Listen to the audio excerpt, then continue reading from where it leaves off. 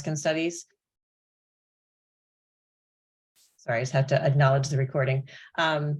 Both in the US and in the UK, I know that all of you who are here and so many others have been touched in some way by Jim. We'll hear a lot from people who are going to speak today. And I know you all have your own experience of him as well, but he's been a very dear friend to me, and I'll say more about that a bit later in the program.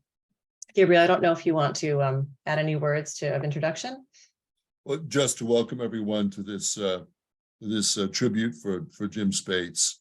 I think I'll mention it later, but one of the perhaps only silver linings to the COVID situation is that we have such agility now of contact with each other around the world. And I think it's very important that we use that agility to honor each other and to engage with each other. And so I'm delighted, and the Ruskin Art Club is delighted to be a part of this celebration. And Jim's wife, Jen, is going to start us off with a greeting and some words about Jim. Thank you. And I think we just lost Jim. No, Oh no. Are you there? I'm here. Can you hear me? We can hear you. Okay. So the first time, well, Jim was deep into Ruskin when we met and got together. And I thought when we visited family in California that it was a Ruskin-free zone because, but of course, Jim discovered this wonderful Ruskin Art Club in Los Angeles. And being Jim, he reached out, made a cold call, and we were invited to meet Ron and Gabe for lunch in Pasadena, I think. Was that right, Gabe? That's right. A really fun little restaurant for lunch. Yeah, Raymond. Yeah. And we had a really good time. And I thought, well, if there's going to be no Ruskin-free Ruskin-free zone in California, at least it's with these really interesting people. So it's been wonderful to get to know you all. And I love that you appreciate Jim for what he brings to Ruskin studies, Ruskin awareness. And, sometimes it impinges on my travel plans or what I think we're doing. And oh no, there's a Ruskin thing we got to go do. So, but it's lovely to see you all. And thank you for arranging this tribute, Sarah. It means a lot.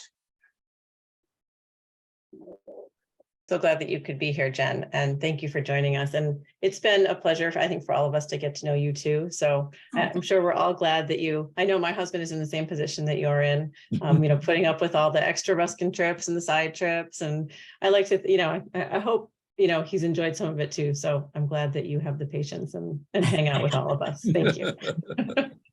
Thank you. Thank you, Sarah. All right, we're going to move on to start with some tributes that people have prepared for today. And Gabriel's going to lead us off with his tribute to Jim. Right. Gabriel Meyer, I'm the executive director of the Ruskin Art Club, as you all know. Jen just reminded me that actually I first met Jim over a fine meal at the historic, with Clive, at the historic Raymond restaurant in Pasadena, which is a real Pasadena landmark, a little survival of the Pasadena arts and crafts period. And it was there that I learned from Jen that from time to time she requires a Ruskin-free afternoon. And I found that both charming, and of course a sign of her great patience with all of us. So I'm going to start with actually a little bit of a scripture passage from Matthew chapter 20. Well, the kingdom of heaven is like a householder who went out early in the morning to hire laborers for his vineyard. After agreeing with the laborers for a denarius a day, he sent them into his vineyard. And then skipping on. And when evening came, the owner of the vineyard said to his steward, call the laborers and pay them their wages, beginning with the last up to the first.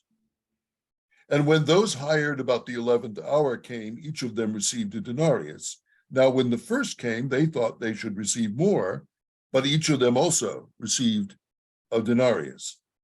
And on receiving it, they grumbled at the householder, saying, "These last worked only 1 hour, and you have made them equal to us who have borne the burden of the day and the scorching heat." But he replied to one of them, "Friend, I am doing you no wrong. Did you not agree with me for a denarius? Take what belongs to you and go. I choose to give unto this last as I give to you." And I think all of us will recognize in that extraordinary parable the biblical citation that Ruskin exegetes in "Unto this last," and it's such a seminal text. I'm going to refer to it again later on. As we said, I think I first met Jim in 2015 in connection with Clive Wilmer's visit to us in Los Angeles to deliver the 2015 annual Ruskin Lecture on Ruskin's language at USC. For the first time without a physical headquarters, the old Ruskin Art Club in the Mid-Wilshire District, which we had just sold, the club was eager, one might almost say desperate, to connect with Ruskinians in the US and abroad, being out there now in the great wide world looking for friends. Hence our overtures to Clive and to the Guild of St. George.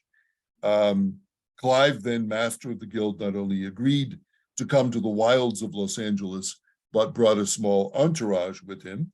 Ray Brecken from Berkeley was in that entourage, as was Jim Spates. Jim not only provided the essential impresario of that tour, introducing Clive and giving the essential preliminaries on Ruskin to various audiences, but a key resource for us in Los Angeles, looking for connections to the wider Ruskin world. But for me personally, Jim became something much more. He became a friend, surely, but also a mentor in Ruskin studies and a colleague in the deepest and richest sense of that word. Since meeting Jim, I don't think I've made a single move in the world of Ruskin that I have not discussed with him first, or ventured a personal foray in Ruskin studies, or a personal take on a Ruskinian theme that I have not sent his way in advance and to my great advantage. It's a sensible policy since Jim has such a remarkable grasp of the full range of Ruskin's work. This, coupled with his deeply informed sense of Ruskin's psychology, inspired in part by all the work Jim has done in the work of Helen Filyun, whom he has championed for many decades. Not that we have always agreed, it's just that he's usually right. I agree with that, Gabriel. Now, if I said anything about what a dangerous man Jim is, when I first met Jim and Clive 8 years ago, we all took advantage of a blockbuster exhibit of antique sculpture at the Getty in Brentwood. After a too quick perusal of this extraordinary exhibit, Clive, myself, and Jim assembled on the sunlit balcony at the Getty, and donning our Panamas, had a picture taken which we appropriately called "The Three Most Dangerous Men in America." A pose we have resumed several times in more recent years. Jim and I continued our friendship over the past years, not only in frequent phone calls, but especially in my visit to him in Geneva in 2018, I think, where on his porch in view of the lake and with something cool in our hands, we could talk Ruskin into the night. No Ruskin-free evenings there. I so appreciated my visit that year to Jim's world in Geneva, his favorite restaurants, a leisurely stroll on the campus of Hobart William Smith Colleges, where he taught for so many years, and a trek to the Arthur Dove building in downtown Geneva, the great American artist studio, which Jim has done so much to preserve. I would be remiss if I did not underline Jim's role in spearheading the series of conferences at the historic Roycroft campus in East Aurora, New York, and in general doing so much to connect centers of Ruskin study and interest in North America. More recently, just before the pandemic, in 2019, Jim, Clive, Sarah, and myself, along with Sue Hodson, negotiated with the Huntington Library in San Marino, California, negotiations that I must say, as Sarah will remember, went on for years. Yes. To host a major Ruskin conference on the occasion of the bicentennial of his birth, John Ruskin, 19th century prophet, 21st century inspiration. In the range of its topics and lectures, it turned out to be one of the signal events of that extraordinary year. But at the heart of that effort, and really the source of its success, was Jim Spates. And Jim really, with Clive, with Van Aken-Bird, with Jim Dearden, is one of the people who laid the foundations for the current Ruskin revival, certainly here in America, championing Ruskin at a time when he was little recognized, like the worker in Unto This Last in Matthew 20. He is born the heat of the day, long hours in the field, and the rest of us, latecomers, are his beneficiaries. In closing, may I say that my dear friend Jim continues to be a mentor for me. And when I tap into my inner Jim Spates, I always hear that voice telling me, stay close to Ruskin, stay rooted in the work, rooted in Ruskin himself, in his writings, in the text. And that's good advice to all of us who are later workers in this field. Thanks. Thank you, Gabriel. I want to shift now to Zachary Bullock. Zachary is a former student of Jim's, and so he's going to now offer his words of tribute to Jim. Thank you, Zachary. Yeah, thank you, Sarah. And I appreciate being invited to share some words and reminiscences today about Jim. Again, I'm Zachary Bullock. I'm an educator. I live in Scottsville, Virginia. I got to know Jim when I was 18 years old in his introduction to sociology class at Hobart and William Smith colleges. And over that time, we went on a number of adventures together. And I won't tell you those stories today, but I think what I will share with you is what Jim meant to me as a teacher and what I saw of him as a student, because I think that's a perspective that others don't always or haven't seen. But he was my professor first, a mentor second, and then became a friend. And it's worth noting that my lowest grade at Hobart College was in Jim's Introductory to Sociology course. He was a tough grader, and he demanded excellence of me and all of his students. And it was the lowest grade I got at Hobart because Jim gave me a model of what it meant to be a scholar. And there was something in Jim's integrity and passion as a scholar and a teacher that made me want to be a little bit better. There was something about what Jim put out there, and I said, I see what you're doing. I think I want to do that. And so I spent the next 4 years working very closely with him. An image that I will always have of Jim during my time as a student at Hobart was coming to visit him at his study carrel. And if you can imagine, these study carrels are sort of lined up like cells almost along the wall of the library there, cells of learning, as it were. And they're very tiny. I can't imagine they're much more than 5 feet across. You walk into these things, you're sort of wedged between a desk that's maybe 2 feet deep, 5 feet deep overall. And I'd come down and Jim's door would be cracked. That's how you'd know he'd be in there. And you open up the door and he'd be there with his computer. He'd have his papers or a text out in front of him. His walls are pasted with paintings and Ruskin memorabilia. And then behind him, so he could barely move in his chair, is the full library edition, or at least whatever he could fit in the study carrel with him. And so I have fond memories of finding Jim there in his study carrel, hard at work. And And one thing to note about Jim as a teacher, and certainly my relationship with him, was his profound generosity. I was a young student, a young scholar. He recognized interest, potential, and always made time for me. And that was a great kindness and something to know about him and what he was as a professor. And over the course of my time there, he brought me into the Ruskin world, and he brought me in as a peer, as an equal. That's what it felt like, and it made me better. And I was privileged to co-present with him at Lancaster University in the summer of 2005, I think it was, and to visit Brantwood. Many visits to the Pierpont Morgan Library, and all of those were profound experiences for me about what it meant to be a professional and a scholar. And since then, Ruskin has remained a part of my life. And Jim has been there in my own Ruskin pursuits. A few years ago, I threw an essay his way that I was writing on Marx and Ruskin, an idea that I've been kicking around for a while. And he was right there with me, editing and then helping me get it on the Victorian web in 2019, I think it was.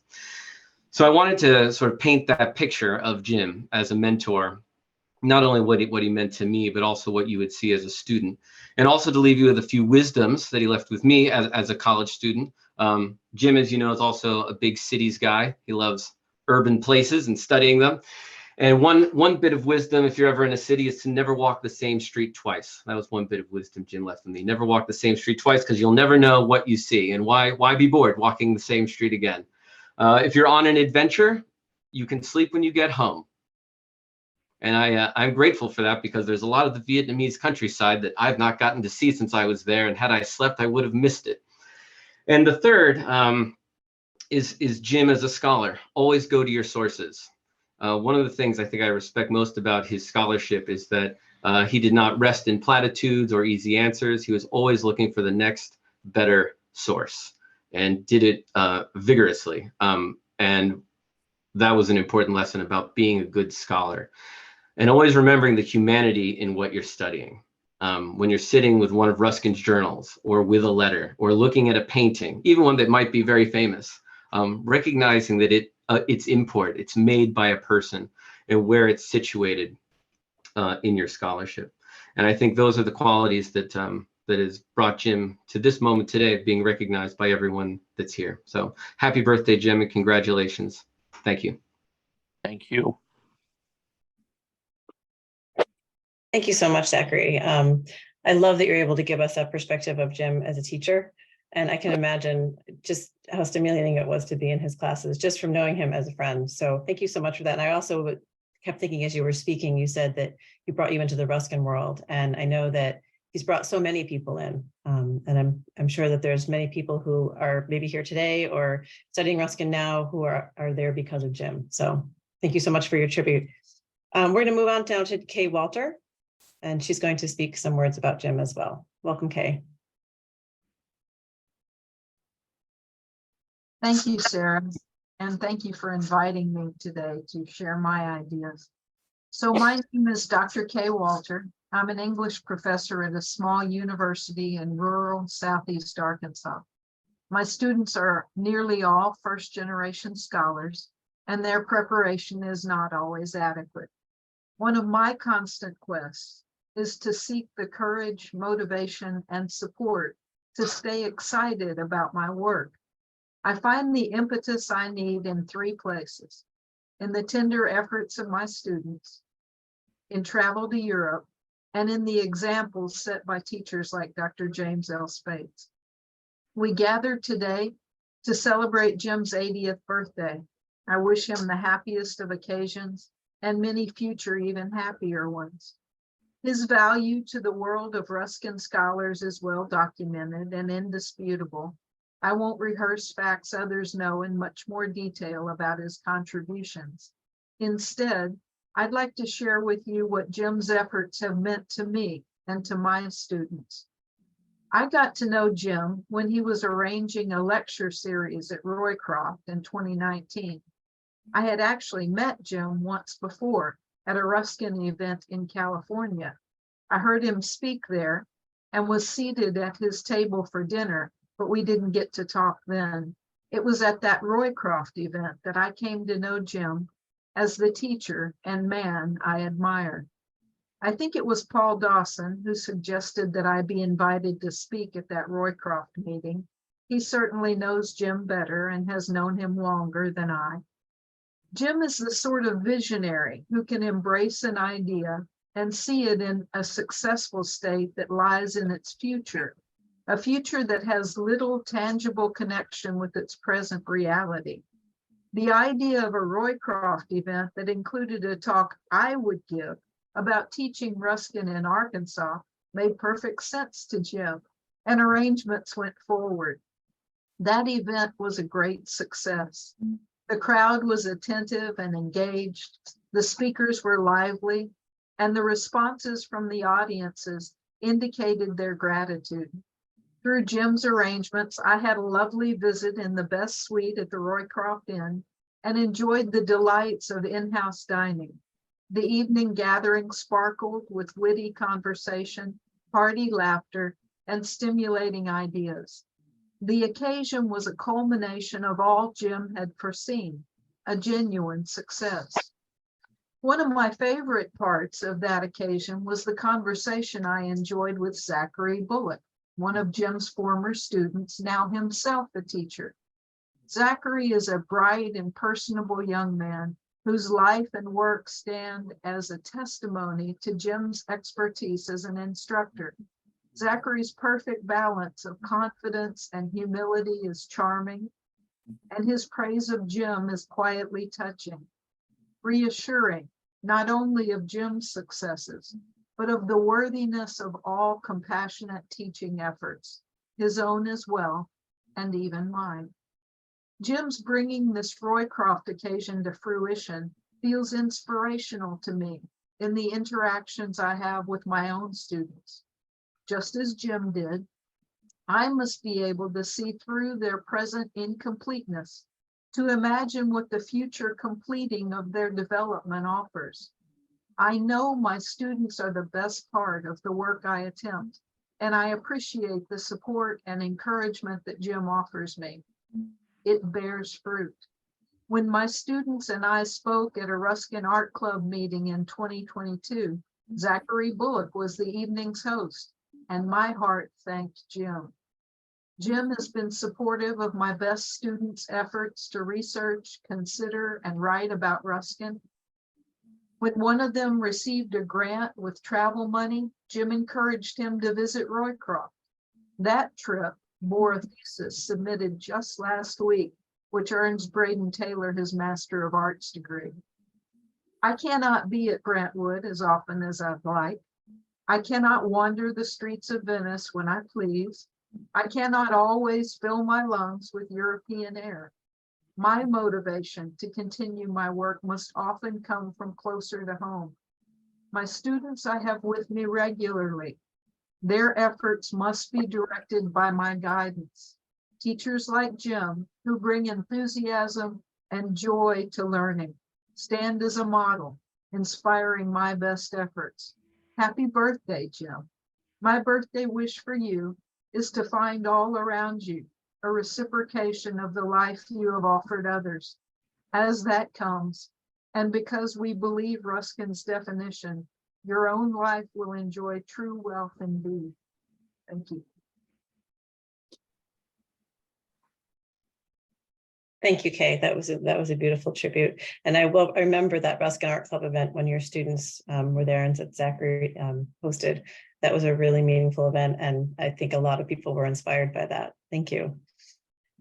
We're going to have a slideshow now. So Jim, you're going to be honored in images as well. And thanks to Jen for supplying us with these images, and Clive sent a few as well. So we're going to, Katrina, who's here helping us with the tech, and thank you to her also, is going to run the slideshow so we can sit back and enjoy. And then we'll have 3 more tributes after that.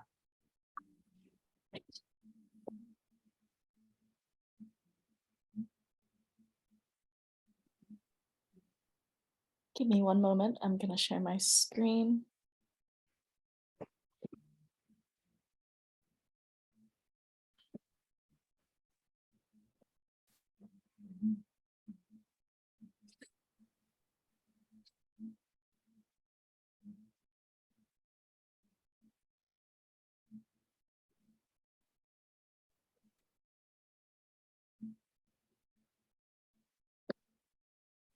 I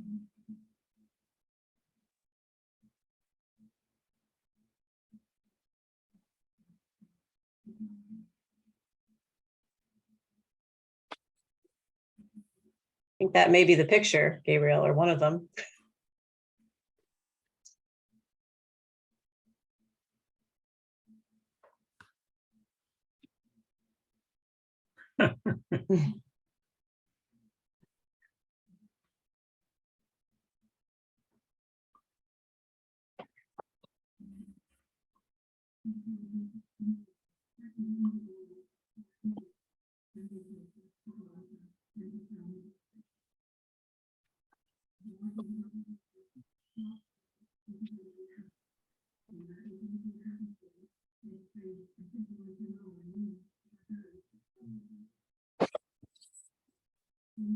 I think that's it. Just a few images from a long and productive life. As some of you, I mean, Clive, you sent a few of those as well, I think. We've quite a few pictures of hats and Gabriel and Clive and Jim together. Those are excellent pictures. That So isn't the original hat picture. It's an imitation of the original. That All was right. at Notre Dame. Oh, okay. So that was a recreation of the original scene. Yeah, that's right. It's still a good one. All right. Well, I'm going to give a tribute now to Jim. And so I've met Jim in the early 2000s. I was put in touch with him by a friend we had in common. And I've been told about his enthusiasm and his desire to make Ruskin better known. And I shared both the enthusiasm and the desire. And I was really excited to meet a fellow Ruskinian in America because we were rather thin on the ground. It's gotten a bit better since then, but especially in the late 90s, early 2000s, I didn't know too many people who also wanted to talk about Ruskin, at least here in the States. And over the years, we became friends and collaborators. Jim's generosity, as a lot of you have already said, is boundless. There's many a time that I've opened my mailbox to find a fat manila envelope from Jim with some article or other resource that he thought would be useful to me and has been useful to me. And he's also the reason, speaking of library editions, why I own one, which is something that I never thought would be possible. I used to track them on, ABE books and other sites, and they were always so far out of reach that it was just a pipe dream. And then Jim called me about 10 years ago, and he said that he knew of one that was available. A book collector had passed away and his wife was selling his library edition. Did I want her contact information? And he told me the cost, which was still pricey for me at the time, but much more within reach than anything I'd ever seen before. I said, I certainly did want to get in touch with her. So I did. And after a few feverish days trying to figure out how I was going to pull the funds together, I pulled the trigger and made the purchase. And a few weeks later, many boxes arrived on my doorstep. And I'll never forget the day when I opened the door and the boxes were piled up and there was all this treasure on my front doorstep. And that was all due to Jim. I read Jim's book on Helen Viljoen, The Imperfect Round. Also, I read this when I was a graduate student, I believe, when I was doing my PhD. And it's an excellent book. If those of you are unfamiliar with it or haven't read it, I urge you to read it. You may already know, the work that Jim has done on Helen Viljoen and her legacy. And the book it's wonderfully researched and thorough and scholarly, but it's also just a great story. I really got wrapped up in it because Jim is a brilliant writer. I found out reading that book that Helen Viljoen had lived for a time in an apartment building in Queens, just around the corner from where I lived in Queens. And I had walked by this apartment building many times, never knowing that years ago, Helen Viljoen had lived there. I did know she had lived in New York City and that she had been associated with Queens College. There were several times that I took books, secondary sources out about Ruskin that had her book plate in them still. They were in the Queens College library. But it wasn't until I read Jim's book that I knew that she had actually lived nearby. Jim and I spent several years compiling the American Notes section of the Companion, which is the Guild of St. George's annual magazine. And we really enjoyed working together on the project. We would go back and forth, each time. And one time I would collect things. We would always collaborate on the writing and put it all together at the end. But we had a really good time doing that together. And the Guild kindly gave us space to provide American Notes to other companions. And Jim, as Gabriel already noted, was the driving force behind the Huntington Library Conference in 2019. Gabriel and I and some others helped with the planning, but Jim was the main mover and shaker on that. And he put in a lot of time and effort making that happen. And it was a great success and so enjoyable. And so we really owe him a lot for that. Jim's a great speaker, as some of you have already noted. He has a way of drawing people in. He's affable, he's knowledgeable. He does not need notes. he can get up there and speak and remember all sorts of things about Ruskin and anything else he wants to bring in. I have found people really mesmerized by his talks. I've been that way myself. And I think that is one of the things that makes Jim such a great teacher, and also such a great person to draw new readers to Ruskin. He really knows how to convey just the magic of reading Ruskin, the magic of his ideas. And I know that many people who may not have thought to pick up one of Ruskin's works before, or who may have just thought he was some starchy Victorian, have been drawn to him because of Jim's way of conveying those ideas. And that's something that is so important now when we're all trying to make the case for Ruskin today. I think Jim is one of the most talented among us in doing that.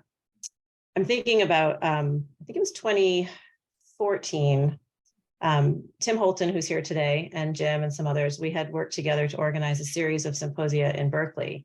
And at one of these, my sister and brother-in-law traveled from Connecticut to Berkeley to be there for this conference. They were coming to visit myself and my family, but they also thought they would spend the time with us there in California. And they're not Ruskin people. They know who he is because I talk about him all the time, but they're not academics. They don't read Ruskin. But in the run up to the conference, my brother-in-law especially started doing a crash course in Ruskin. And so they kind of got themselves ready for the conference and they came to it and they really had a good time. But my sister and brother are most impressed by Jim. They came to dinner with us afterwards and we all sat at this Thai restaurant in Berkeley and just had conversation and a nice time. And Jim made them feel so welcome. And they still talk about what a nice dinner that was and how much they enjoyed Jim. And that's just, for me, that's just who Jim is. He makes everyone feel welcome. He makes everyone feel a part of the group. In recent years, Jim and I have worked together with American colleagues, Gabriel Meyer, who's here today, Anne Gagne from Canada, and Kateri Ewing. And we've established the Ruskin Society of North America. Has been slow going. We started during the pandemic when everything was backed up. Trying to get government approval for a 501c3 was a very slow process, but we kept at it and we've done it. So we're hoping to develop that over the next few years. But Jim too, in that initiative, has been a driving force. His enthusiasm has really kept all of us going, even at times when it seemed that, were we ever going to make headway here? We were ever going to get approval? Jim always had a positive outlook. And that's something that also stands out to me about Jim. I don't know very many people who can match him for positivity and good humor. Even when times are dark, he can always see the good side of things. And that is such an incredible talent and ability to have. And not everybody shares it, but Jim has always had that. And he can always show that to me if I'm also kind of starting to get discouraged or down. He's been there for me as a friend in Ruskin, but he's also been there for me as a friend in other aspects of life. He has supported me through some difficult times, and I will always remember that as well. I wish him all the best that life can offer on this birthday.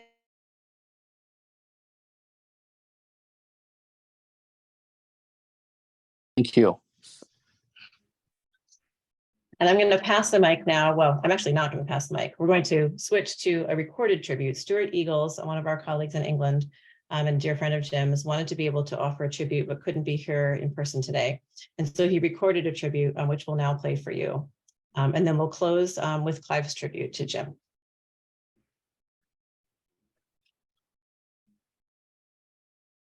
I'm going to share my screen.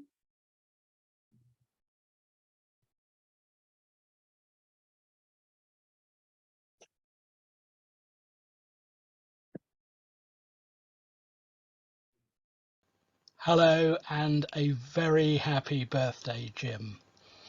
I'm sure that you recognize the background image here because you and I collaborated in producing it for Van Bird's 100th birthday. Well, you're a little way off achieving that particular accolade yourself, but I'm looking forward to being here in 20 years' time and celebrating that with you.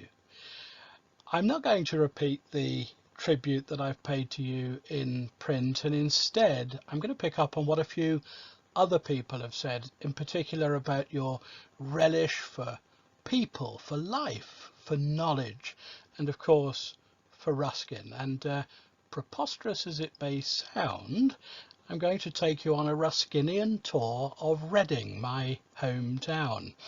I hope very much to be able to do this with you in person one day.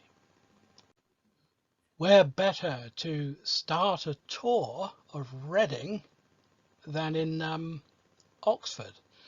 Well, do you remember we had a lovely evening at the King's Arms in Oxford some years ago, and the special guest, other than yourself, was W.G. Collingwood's granddaughter, no less. I have to say, very fond memories of that evening, Jim, and I owe you a great deal for allowing me to be a part of it.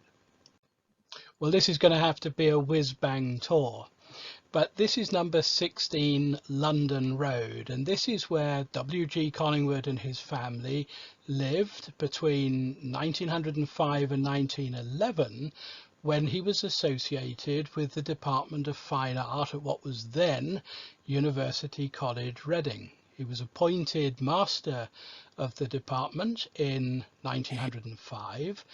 In 1906, there was a new campus built, largely behind this house, and in 1907, he was appointed full professor. In fact, as Master of the Department of Fine Art, he followed in the illustrious footsteps of Walter Crane. Just the other side of the road and a little way down, at number 39, you find the girlhood home of Mary Russell Mitford, rightly remembered today for Our Village, her chronicle of rural life just outside Reading, around the village of 3 Mile Cross. Ruskin was very fond of Mitford and Mitford of him. There was a considerable age gap, of course, and among the many compliments that she paid him was that if she'd had a son, then Ruskin is the kind of man that one might dream of him turning out, or words to that effect. When the London Road campus of what is now the University of Reading was opened in 1906, W.G. Collingwood was, of course, there. And this is the building in which he and the Department of Fine Art was based. Accelerate to the 1950s, and the Ruskin collection of the Guild of St. George is moved there, unfortunately for much of the time languishing in the basement, but with great champions like A.H. Hodges, Reading's Professor of Philosophy, and Anthony Betts, Collingwood's successor, if you like, as the head of the Fine Art Department. Reading, as you may know, Jim, is famous, or was famous in the 19th century, for the 3 Bs: beer, bulbs and biscuits. And the biscuits were made by Huntley and Palmer's, and what you can see now is sadly the only surviving building from what was a massive complex of factories and warehouses. And one of the sons of the family, the sort of scientist of the family, in fact, and his wife, who were very great friends of Oscar Wilde and many other celebrities, were also good friends with Ruskin. It is something of a forgotten friendship, and I hope you'll be able to read something about it by me soon. This is the house they lived in, Westfield, in the west of Reading, not half a mile from where I live. Well, Jim, I hope I've whetted your appetite and that it means that I can take you on that Ruskinian tour personally before too long. Thank you for all that you've done and continue to do for me and for Ruskin. Happy birthday, Jim.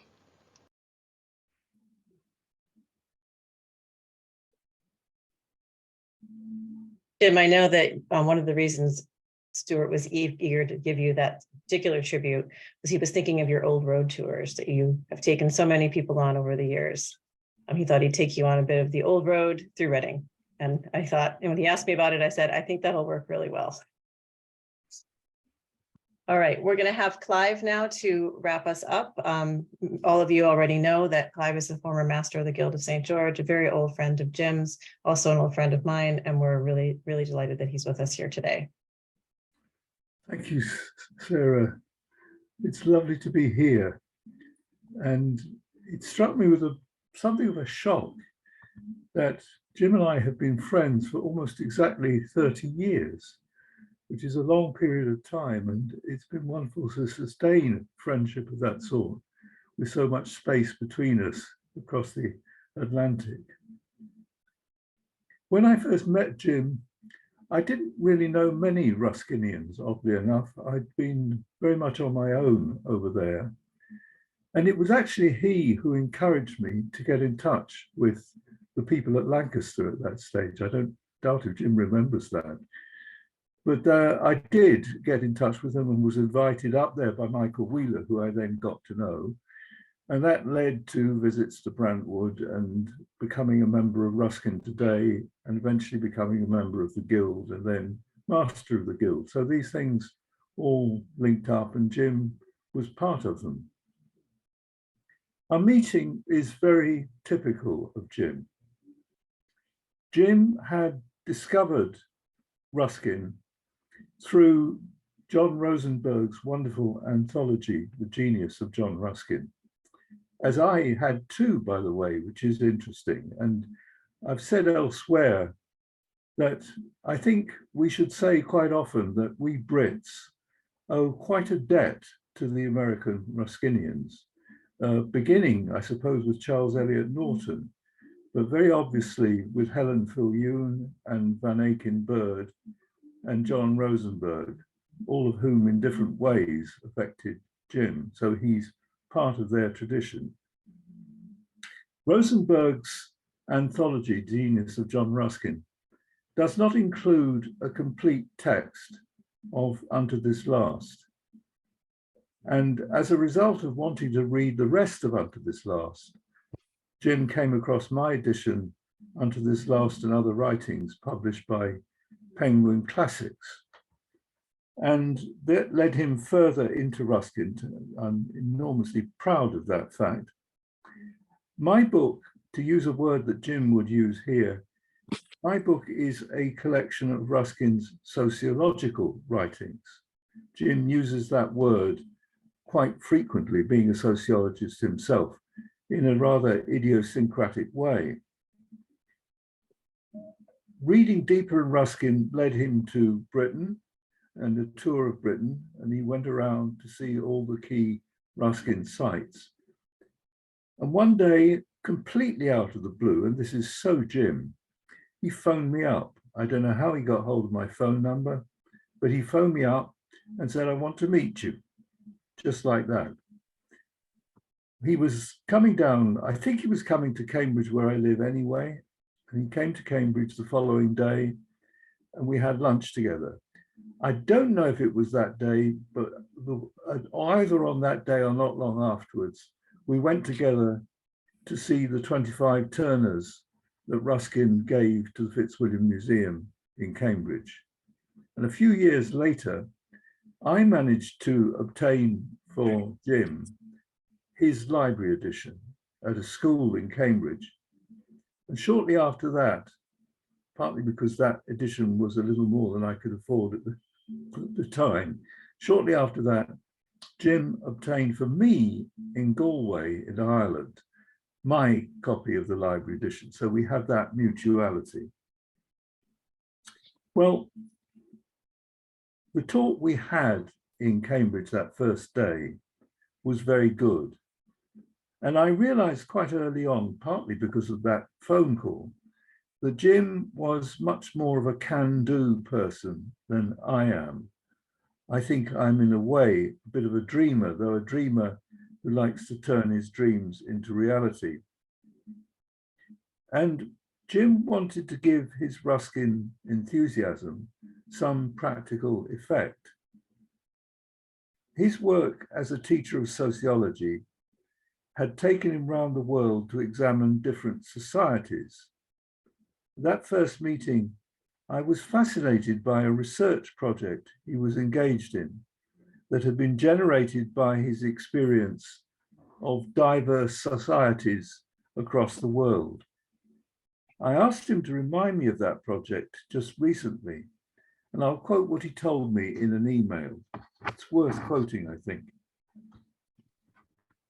I conducted in-depth interviews with a sample of 50 people in each of 4 different world cities, San Francisco, Toronto, Cairo, and London. I had a wonderful time doing it because almost everyone I spoke to gave the same or very similar answers to the moral questions embedded in my interviews about what was the best way to live. Neither the city nor the culture appeared to make any difference. The interviews were conducted with an eye to testing Ruskin's argument about core human morality being intrinsic. I asked my respondents questions about what they regarded as the moral imperatives of life, including questions about what were the best and the worst things they'd ever done in their lives. People were astonishingly honest. Some of the answers were marvelously uplifting, some shudderingly bone-chilling. In short, it appeared to me that Ruskin was absolutely right. End of quote. There's much to be said about that, and I'm not going to say very much of it. But the thing that strikes me most immediately is that I can't think of any other Ruskin scholar who, whatever his or her convictions, has set out to demonstrate quite simply that Ruskin was right, and right in particular about this very unfashionable conception of intrinsic justice. Academics tend to read Ruskin in a relativistic way, not a practical one. Many of us, moreover, admire Ruskin's social and economic judgments from the perspective of art or literature. But Ruskin actually cries out to us that we should do something about societies which we know in our hearts to be unjust and even destructive. That was something that Jim taught me, and something that really made me want to be in the Guild of St. George.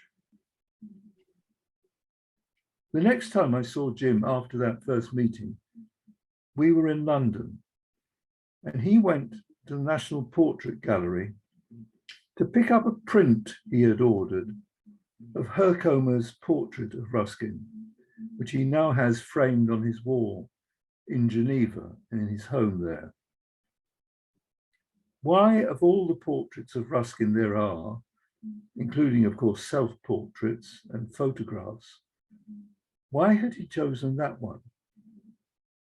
If you look at the picture, I think the answer is obvious.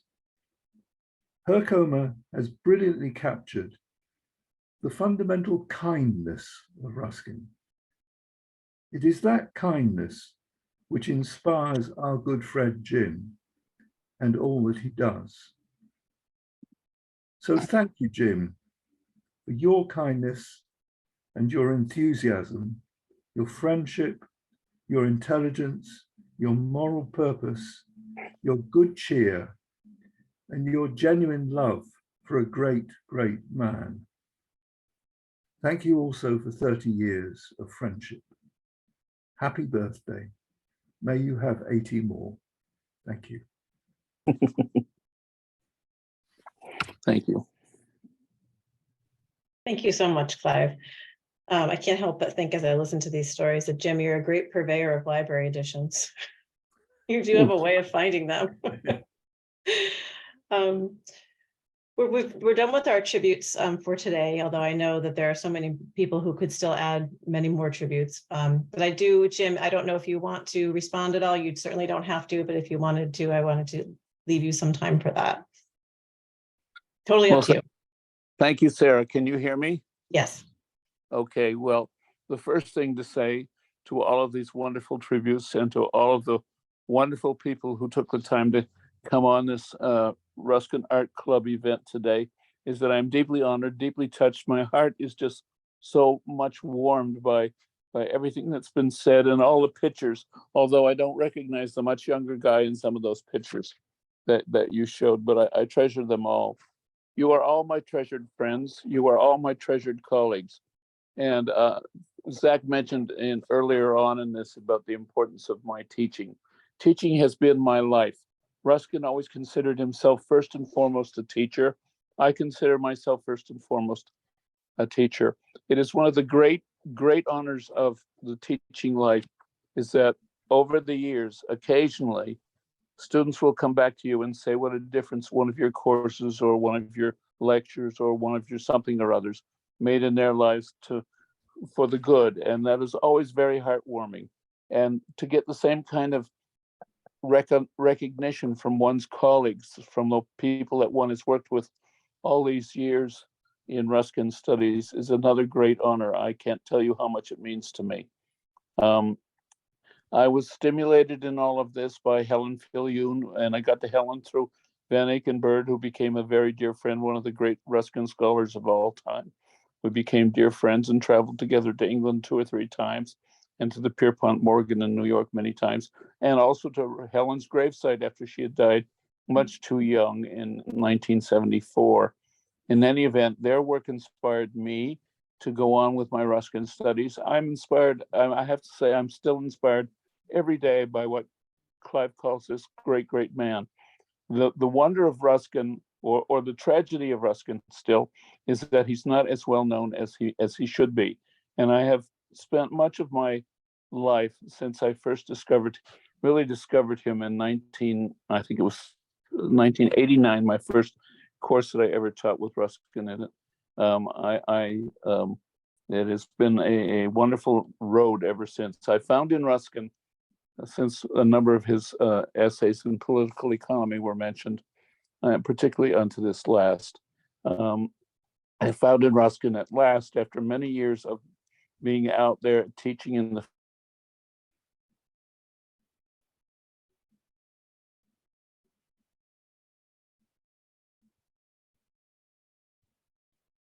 I don't know if you can hear us, Jim, but you've frozen. Let's give it a moment. Maybe you'll. It says I'm not muted. No, you're back now. Okay, so I found in Ruskin, as I read in him, particularly in Clive's book, which I found in Waterston's bookstore in London. And here it is. This is my copy of Clive's book. It's one of my most treasured possessions. I've written in it so much you almost can't read the text anymore.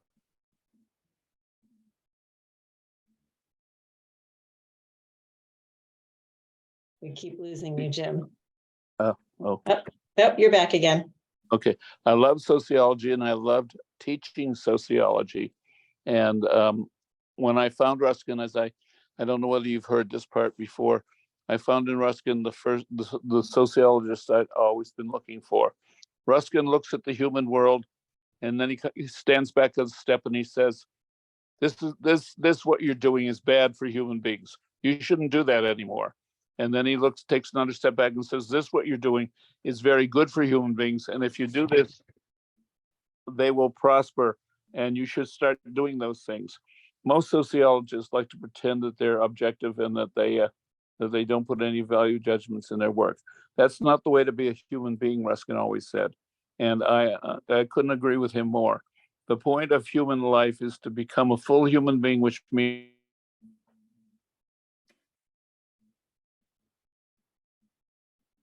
We'll wait for the end of that sentence.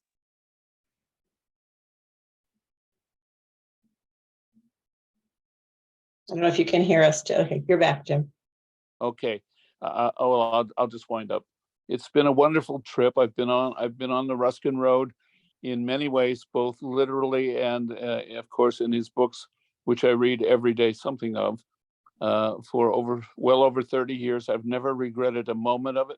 I treasure all of you who've been with us today. You're my dear friends, you're my dear colleagues, and you have made my life such a joy. So thank you so much for the tribute, Gabriel. Thank you so much for the tribute, Sarah. Thank you so much for the tribute, Clive, and everybody else who spoke today. I love you all, and I'm going to try to deal with my antiquity in the best way that I can. And I'm glad to be here, and I'm still here. You know, I'm a great fan of the American composer and lyricist Stephen Sondheim. In one of his early shows, he has a wonderful song called "I'm Still Here." You could watch it on YouTube. And it's a woman remembering her life. And she said, I've been through everything. I've been through this and that and the good and the bad. And guess what? I'm still here. And I'm still here. And God bless you all for being here with me. Thank you so much for a wonderful afternoon, thinking of Ruskin and thinking of a life of Ruskin. Thank you, Jim. I'm so glad that we were all able to be here with you today. And I just wanted to go ahead, Elena. No, just happy birthday. You get to have at least a birthday month. Right. And the thing about antiquity, I keep thinking, is that the thing we all recognize about it is the great value of antiques, right? So you are so valued. And again, thank you for letting us have this time with you. And I hope you had a wonderful birthday on the 30th of April, and many, many more to come.